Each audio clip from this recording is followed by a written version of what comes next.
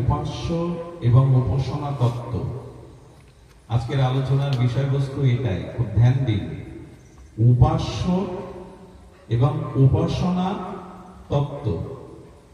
আচ্ছা, আমরা কার উপাসনা করব? বলে যার যেমন রুচি, যার মধ্যে যেমন ভাব আছে, রুচি আছে, যার যেমন সংস্কার আছে, সে সেই সেই দেবতার সেই সেই ইষ্টের আরাধনা করবে। এটাই তো সহজ পথ। কিন্তু তাই কি? আমার রুচি অনুযায়ী, আমার সংস্কার অনুযায়ী আমি যেমন মনে হয়, যেমন রুচিতে আছে, যেমন সংস্কার আছে, তাই উপাসনা করব? কার উপাসনা করতে হবে আমাদের? একটু, যদিও খুব তাত্ত্বিক বিষয়, একটু গভীরে যেতে হবে, একটু মনোযোগ দিতে হবে যে আমরা আমাদের উপাসনাটা কিসের। যদি বলেন তুমি যে সম্প্রদায়ের দীক্ষা শিক্ষা নিয়েছো, প্রচার করছো, তুমি তো সেই উপাসনার কথা বলবে না। জোর করে কাউকে কোনো কিছু চাপিয়ে দেওয়া যায় না। আমি আমার সম্প্রদায়ের তত্ত্ব সিদ্ধান্ত আপনার উপর চাপিয়ে দেবো, আপনি তাই মেনে নেবেন না, এটা আমার বোকামি। কিন্তু বুঝতে হবে উপাসনা কার করতে হবে, উপাস্য তত্ত্বকে। এটা খুব কঠিন বিষয়। এটি সমাধান জীবনে না হলে অনেকবার আমাদের এই জগতে আসা যাওয়া পরিভ্রমণ করতে হবে, কিন্তু আমরা মূল লক্ষ্যে পৌঁছাতে পারবো না। লক্ষ্য করুন, দেব দেবীর পূজা শাস্ত্র নিষিদ্ধ নয়, কিন্তু শাস্ত্র এই কথাও বলেছেন যে স্বয়ং ভগবানকে, স্বয়ং অখিল ব্রহ্মাণ্ডের কুলমালিক সচ্চিদ আনন্দময় রসব্রহ্ম সাক্ষাৎ স্বয়ং ভগবানকে বাদ দিয়ে যারা শুধু দেব দেবীর উপাসনায় রত থাকে, তাদের অর্চন, তাদের ভজন, তাদের উপাসনা অবিধিপূর্বক, বিধি নয়। একথা যদি আমি বলি আপনারা মেনে নিতেন না। সার্বভৌম সমস্ত বেদান্তের সার শ্রীমদ্ ভগবৎ গীতাতে ভগবান বলছেন এটি ঠিক বিধি নয়। কেন বিধি নয়?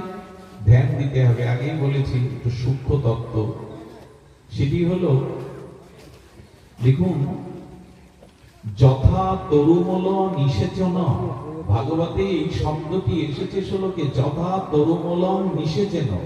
আচ্ছা, একটি বৃক্ষের গোড়াতে যদি জল সিঞ্চন করেন, শাখা পোশাকায় আলাদা করে দেওয়ার প্রয়োজন হয় কি? আচ্ছা, যদি আমি বলি প্রত্যেক শাখা পোশাকায় দেব, মূলে গোড়াতে জল ঢালবো না, বৃক্ষ ফল ফুল দেবে কি, বাঁধবে কি? তবে বৃক্ষের তো একটা মূল আছে, আছে কি না? বৃক্ষের তো একটা মূল শিকড় আছে, মূল আছে। শাখা পোশাক অনেকগুলো হতে পারে। আচ্ছা, আপনি 4-5 দিন ধরে জল অন্নবিহীন পড়ে রয়েছেন, আপনার ইন্দ্রগুলো শিথিল হয়ে গেছে, চরণ উঠছে না, চোখ মেলে চাইতে পারছেন না, শরীরের বল শক্তি হারিয়ে ফেলেছেন, হস্তপদ তুলতে পারছেন না, ইন্দ্রগুলো শিথিল, 4-5 দিন কোন জল অন্ন পান না। এখন কেউ যদি সবজি অন্ন আপনার সামনে আনে, আপনি বলছেন চোখ দেখতে পাচ্ছেন না, তো চোখে সবজি অন্ন দেবেন, তো চোখটা নষ্ট হয়ে যায়। কান শুনতে পাচ্ছে না, ক্ষুধায় কাতর হয়ে জঠর ইন্দ্রিয় তো খাদ্য পায়নি, অন্ন জল পায়নি, আপনি কি কানে দেবেন খাদ্যটা? হাত তুলতে পারছেন না, তো খাদ্যটা হাতে দেবেন? দিতে হবে পাকস্থলীতে।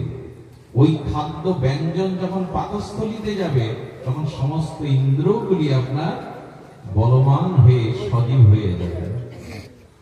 চোখে দেখতে পাচ্ছেন না, ক্ষুধায় কাতর, কিন্তু চোখে তো খাদ্য দেওয়ার বিধান নেই, আছে কি? কানে শুনতে পাচ্ছি না, হাত উত্তোলন করতে পারছি না, হাতে খাদ্য দেবেন, তাতে কাজ হবে? এই জন্য বললেন স্বয়ং ভগবান ঈশ্বর কি বলছেন, স্বয়ং যিনি সচ্চিদানন্দ পরব্রহ্ম, স্বয়ং সৃষ্টির মূল অধিকর্তা, সেই ভগবানের উপাসনা বাদ দিয়ে যারা শাখা প্রশাখা দেব দেবী উপাসনা করে, তাদের উপাসনাটা উপাসনা বটে, তাদের প্রাপ্তিটা প্রাপ্তি বটে, তারা ধন জন পুত্র পরিজন পদ মর্যাদা স্বর্গ পাবে বটে, কিন্তু মুক্তি পাবে না। জন্ম মৃত্যু চক্র হতে তারা উদ্ধার কোনোদিনই পাবে না।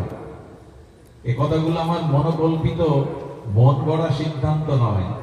স্বয়ং ভগবানের উপাসনা ব্যতীত আপনি মুক্তি পাবেন না। এই যে জন্ম মৃত্যু জরাব্যাধি চক্রে পুনঃ পুনঃ গতাগতি, এর মুক্তি একমাত্র স্বয়ং ভগবান দিতে পারে।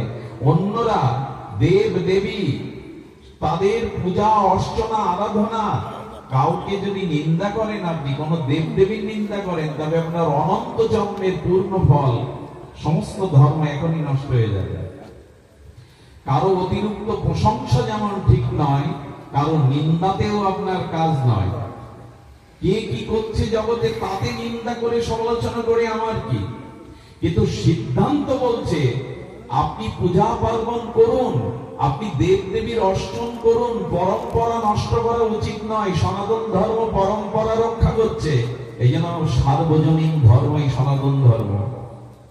এখানে কাউকে বাধ্য করা হয়নি, তোমাকে শুধু এই পথে আসতে হবে। এখানে পূর্ণ পরম্পরা ধারায় এটি চলছে, কিন্তু শাস্ত্র বলছেন না, তোমাকে এই উপাসনার দ্বারা তুমি ধন জন প্রাপ্তি পেতে পারো, কিন্তু স্বয়ং ভগবানের চরণে সমর্পিত নাম। এই জন্য তো গীতাকার ভগবান কর্মযোগ, জ্ঞানযোগ, ভক্তিযোগ বলতে বলতে শেষে কি বললেন? সর্বধর্মান পরিত্যাজ্য মামেকং শরণং ব্রজ। এই কথাটা সাধারণ কথা নয়, গীতার সার তত্ত্ব এটি যে অন্য সব ত্যাগ করে তুমি আমার শরণাপন্ন হও। যথা তরুমূলং নিষেচন। আচ্ছা, এই যে বৃষ্টির জল, বর্ষার জল, বন্যার জল, নালা দিয়ে খাল বিল দিয়ে এদের গতি কোথায়? সাগরে। সাগরে তাকে যেতেই হবে।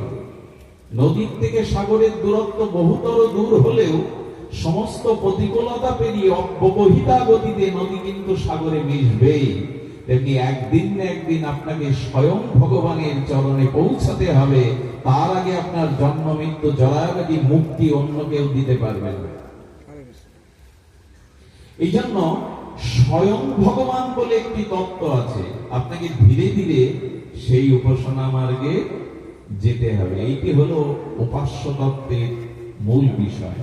এখন ধ্যান দিন, আমাদের সমস্ত সনাতন ধর্মে ভগবান শঙ্করকে মাতা পার্বতী প্রশ্ন করছেন, আরাধনার মধ্যে কার আরাধনা শ্রেষ্ঠ? আমি জানি এখানে অনেক মত পথের মানুষ আছেন, ধৈর্য ধরে সিদ্ধান্তটা শুনবেন।